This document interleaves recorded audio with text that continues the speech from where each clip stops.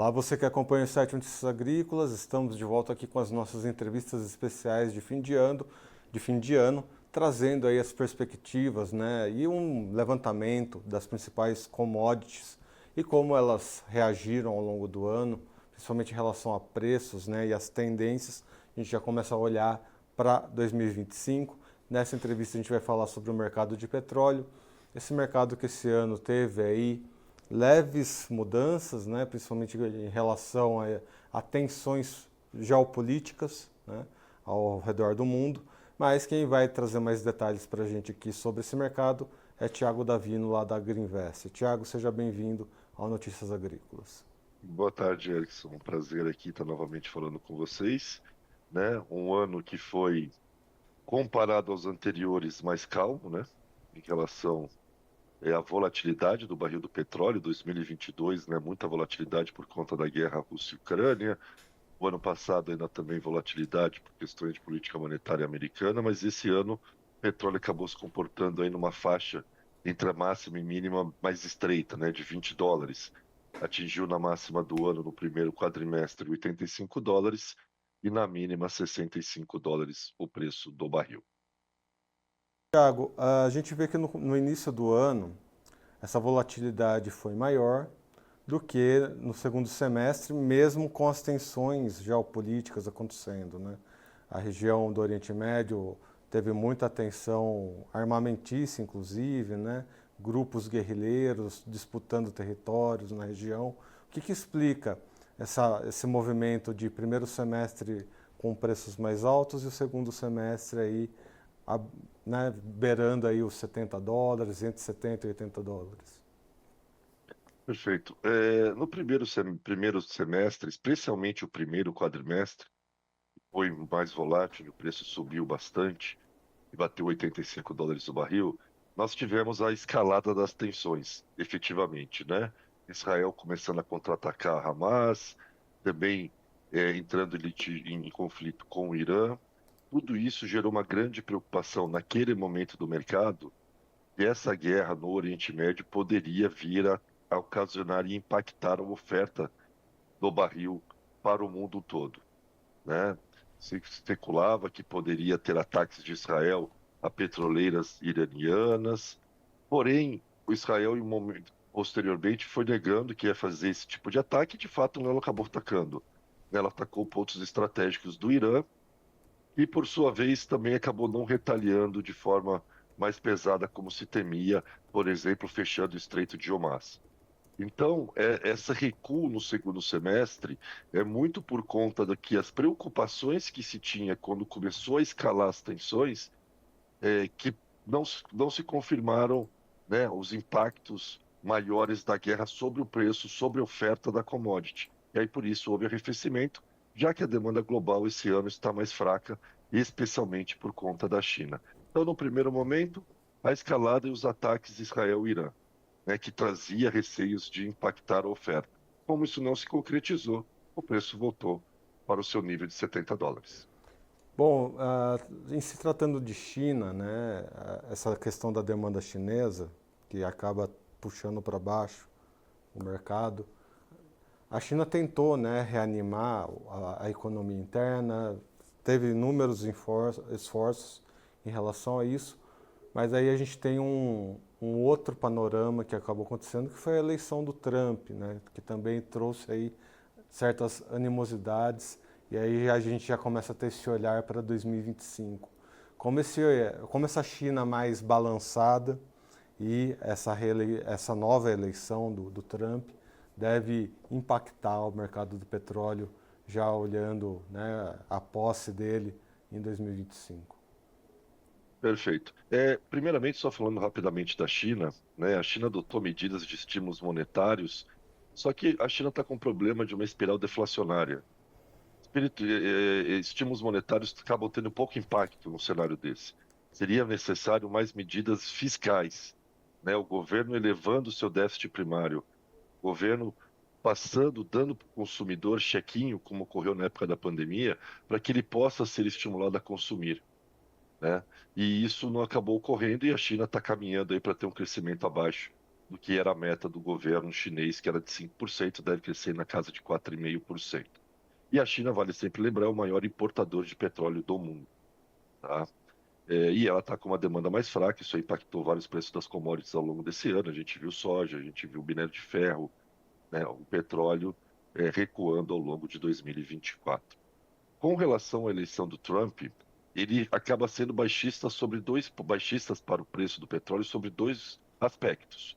O primeiro é essa tributação que ele vai fazer sobre a China, ou seja, dificultando ainda mais o crescimento chinês, já que a China tende a começar a exportar menos para os Estados Unidos a partir do ano que vem, e as exportações chinesas ainda é um dos alicerces para o crescimento do gigante asiático. Então, essas medidas que o Trump deve já anunciar logo na primeira semana, quando ele assumir o poder no dia 20 de janeiro, devem trazer impactos negativos à economia chinesa e isso se reverter também em menor importação do gigante asiático da commodity mineral. Consequentemente, pressão baixista. E o outro fator baixista com a eleição do Trump, Erickson, é o fato de que o Trump ele é pró, né, a exploração de combustíveis fósseis. Ele não é muito favorável à política de energia renovável, energia limpa.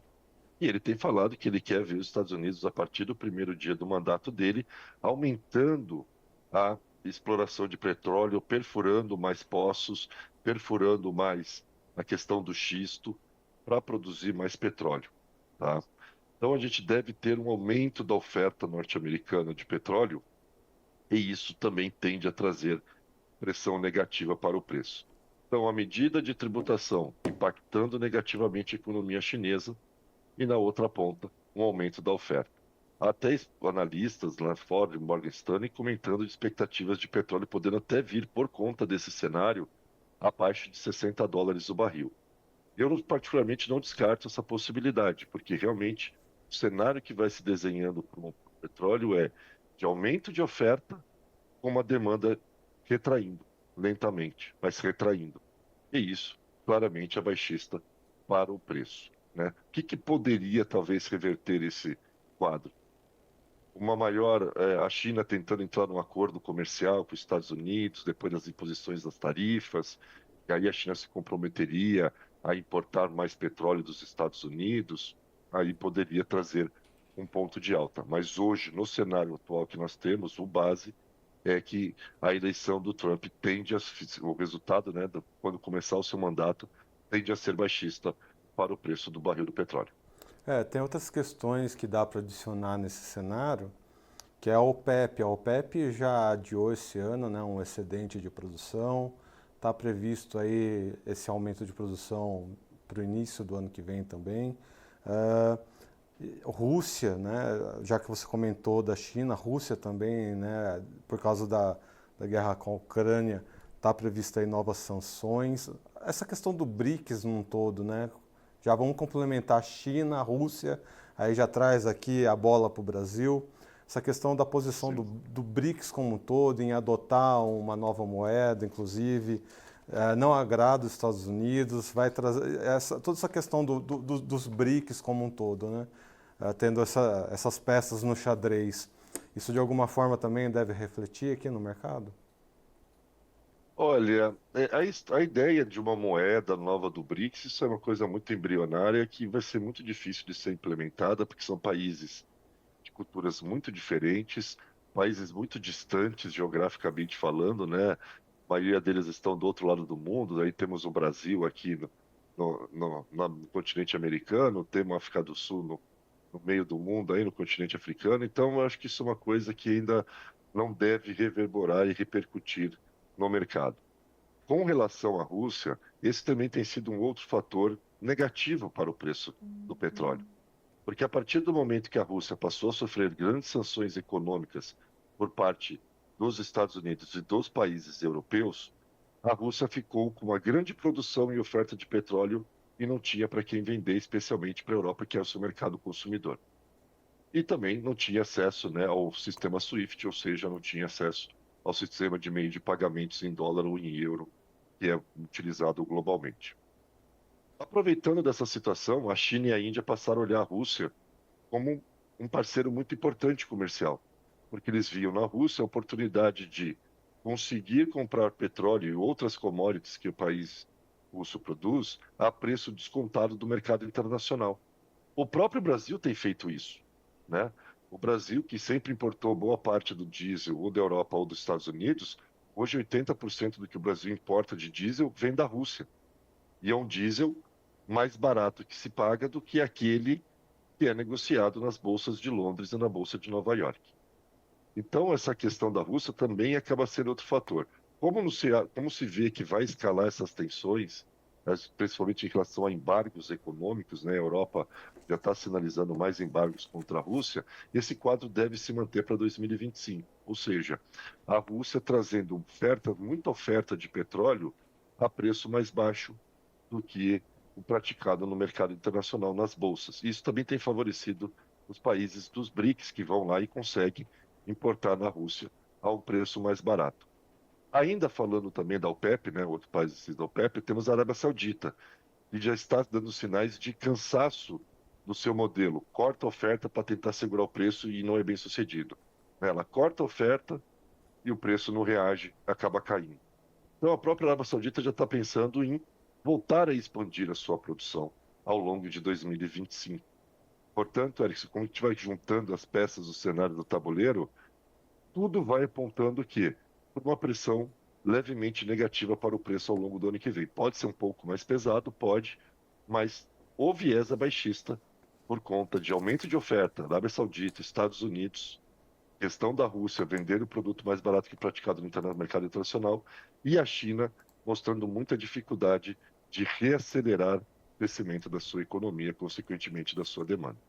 Bom, agora para a gente finalizar e tendo um olhar mais para o Brasil, né? O Brasil vai investir cada vez mais nos combustíveis do futuro e a gente sabe, né, que o petróleo de uma certa forma ele tem essa questão de ter uma queima melhor, né? A octanagem do petróleo ela é muito eficiente. Essa é uma das grandes questões, né, nessa transição de energia. O petróleo ele vai ter um papel ainda fundamental mesmo durante essa transição, ou até mesmo já olhando uma pós-transição, qual que vai ser o papel do petróleo ao longo dessa transição e olhando, né, para toda essa questão de transição energética, combustíveis do futuro e esse posicionamento do Brasil optar cada vez mais, né, por combustíveis renováveis. Bom, o Brasil ele opta por esses combustíveis renováveis porque ele realmente tem uma enorme capacidade, eu diria, de produção de energia renovável, né? Seja pelas nossas hidrelétricas, seja pela questão da energia eólica, onde temos muito potencial que ainda é pouco explorado, seja pela agora, principalmente a gente tem visto uma grande expansão de fábricas de esmagamento de milho para a produção de etanol, né? Então, o etanol também ganhando um aumento de produção no Brasil, não só dependendo da cana para a produção de etanol, mas o milho ganhando força e deve ganhar cada vez mais força, né? A gente vê novas plantas que estão sendo anunciadas para os próximos anos, que vai aumentar a capacidade de produção de etanol. E o Brasil, por ter essa fartura, essa riqueza natural, ele tem que, de fato, caminhar para a questão da energia renovável, né? Até para dar um selo positivo ao mundo, né? Apesar do mundo brigar muito, questionar muito o Brasil, a questão ambiental, mas o Brasil é disparado o país que mais respeita a questão ambiental comparado ao que os europeus já fizeram, que os americanos já fizeram, que os asiáticos fizeram e fazem até hoje, né? Eu acho que o Brasil tem que ir por esse caminho, porque esse caminho vai agregar valor ao longo do tempo. Porque a gente está vendo as mudanças climáticas, queira ou não queira, impacto direto da ação do homem, né? Não dá para a gente querer fugir disso, né? Então tem que ter um equilíbrio e o Brasil acho que vai para esse caminho. Já o mundo, Erickson, ele é um pouco mais complexo. Com a vitória do Trump, crescimento da direita em alguns países europeus, a tendência é o petróleo ser mais valorizado por esses atores políticos, né? Mantendo o petróleo como uma grande fonte de energia, uma grande fonte de combustível. E de fato ele é e sempre será. A energia renovável não vai conseguir suplantar e eliminar a demanda por petróleo. A demanda por petróleo sempre vai existir, né?